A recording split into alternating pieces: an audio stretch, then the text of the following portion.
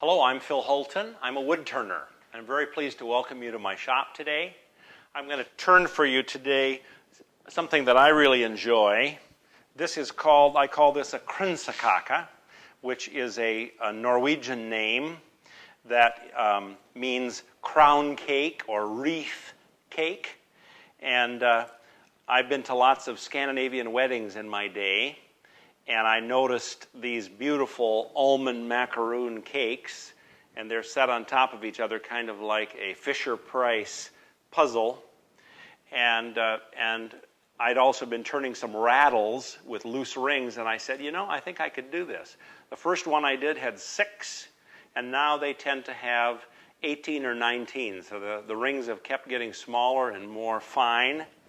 I also make larger sizes. I've made them up to about 36 inches. One time on my mantle, I had a whole row of them, all the way down to these were the last two little ones. So they can get quite small, but they all have the same design. And the reason that they use these at Scandinavian weddings is because we know that a ring, for all sorts of ethnic groups, is a wedding symbol that means never-ending, forever.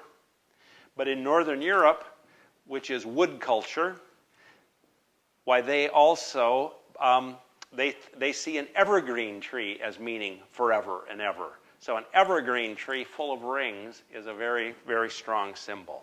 So what I'm going to do, I'm going to take this piece, this block.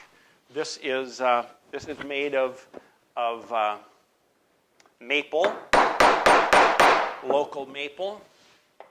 We're going to put it here in the lathe. Bring this up against. I've marked the ends so I can find the center. We'll bring it in, be tight. We try to be, when I teach people in my class, I try to help them to be safe. Okay, we'll pick up the speed here and we'll make some chips come off here.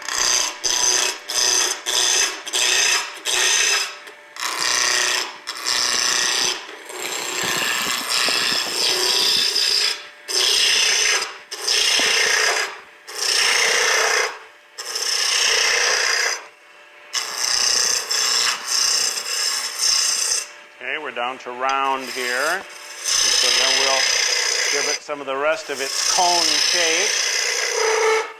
I've done this a few times. One of the things I like about wood turning, I very seldom ever measure anything.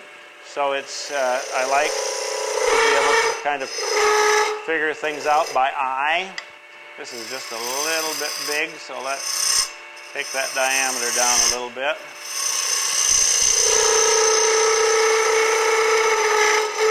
That sound is called chatter. It means things are vibrating a little more than I would like. Okay, then I'm going to take my skew chisel. We'll bring this up good and close. And then I'm going to clean off this surface. See those nice shavings we can get off there? And we'll do the same thing going down this way. Isn't that just beautiful how those shavings come off? It takes a little practice to do this, but very rewarding when it works. Okay, so we don't need to sand this or anything. We're going to start turning this. I'm just going to show you how I mark out the rings. So I'm not measuring any of this, but I kind of know how thick the rings need to be. We need some space for the base. We need a thin section at the bottom, and then we start making out the rings. This one is not going to come loose, but this is going to be the first ring that comes loose. I make them a little thicker and a little further apart at the bottom. And then as we work up the way, why we will kind of taper the thickness and the width apart all the way up.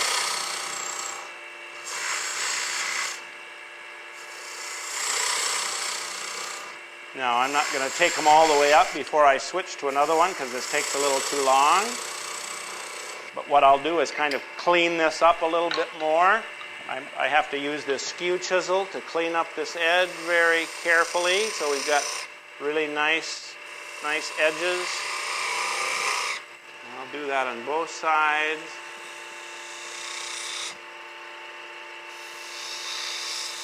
And then I'll come back with another tool.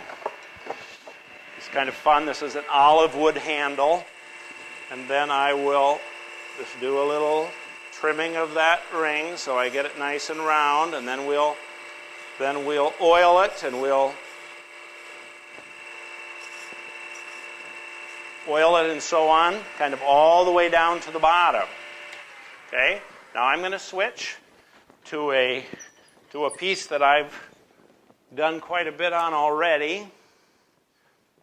So now this piece, I have finished those rings, worked my way back up, and actually I've cut off many of these rings. So now I'm going to go to a skew chisel that's just, whoops, I didn't quite get that centered, did I? And actually I marked this so that I would get it exactly the right way, but I wasn't paying attention. Okay, here we go. Okay. Okay, so now I'm going to, oops, wrong tool here. I'm going to, now this is a little too high and a little too far away. We'll bring that in a little closer. Okay. Now I'm coming from this side and then from this side. So we just keep taking them off here.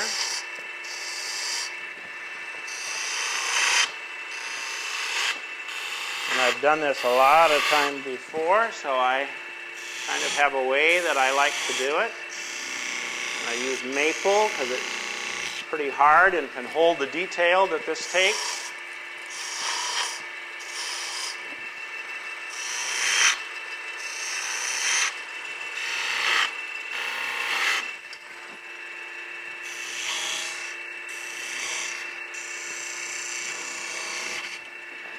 Okay, we just have one more to take off.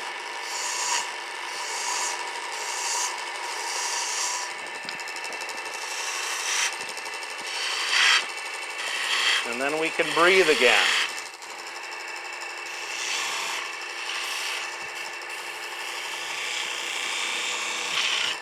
Okay, so now I'm just going to clean this up a little bit. See if we've done this well. Why, we can clean up this surface a little bit. Forgive my hand there, but I need to keep it from bouncing. And then I'm going to come up here, and I'm going to cut this out a little deeper.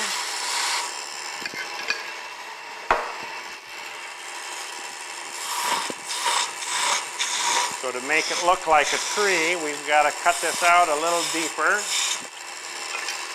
Then we'll trim the edges, and we'll be getting closer to done. And here.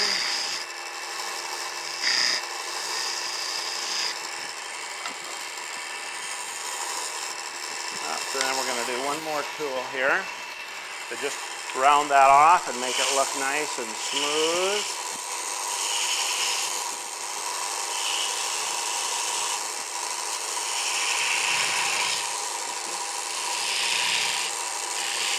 Okay, and we'll just dip this out. I think fine woodworking looks nice if it looks kind of weightless and thin. So we want to get this so that it looks kind of fragile and light, because then it will look like it could just kind of float away. So see, now we're just going to clean this up. We'll make a little finial at the top. And so you can see that what we're going to end up with is just like this. So, this is a Kransekake cake, a turned ring tree, especially as a wedding symbol in Scandinavian culture. And it's one of my favorite things. This is my own design, so I'm particularly proud of it. And I'm Phil Holton. Thanks for visiting my wood turning shop today.